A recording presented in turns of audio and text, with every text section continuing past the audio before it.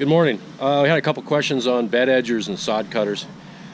For me and my company, for years we've used a bed edger, a particular kind of bed edger. It's a bed scaper by Easy Trench.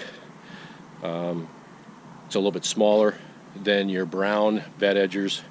Has a smaller engine. Probably wouldn't work in certain areas of the country where they have really hard ground, different types of grass. But for us up here in the north, this works fantastic. I've done some modifications to this to make it better for us. That's what it looks like. The great thing about these is the back tires are on casters, and if you're familiar with a brown, that basically, you have to use the handle to steer. This handle right here will fold up so it fits in the trailer really nice. Again, there's pros and cons to everything. This works great for us.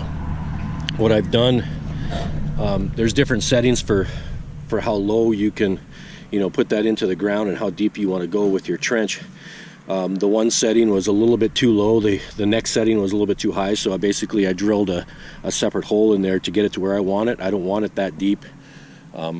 We're basically going, I want to go maybe a ½ inch, to get the top of the ground off, and then we put the curb in that trench, and so it sits up. Our modification that we've done for our blades, this blade right here is supposed to be a 7-inch blade.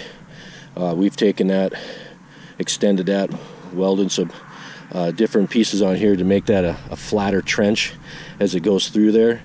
Again, if you have harder ground, I was talking to a friend in Florida. This machine wouldn't work for them in Florida. It doesn't have enough power. The blade is not going to cut through that type of grass down here or down there. Here, this works fantastic. I've always used a bed edger instead of a sod cutter. It's just a personal preference. In certain areas of the country, a sod cutter would be fantastic too, especially if you're charging a little extra to take sod out or removal or whatever else.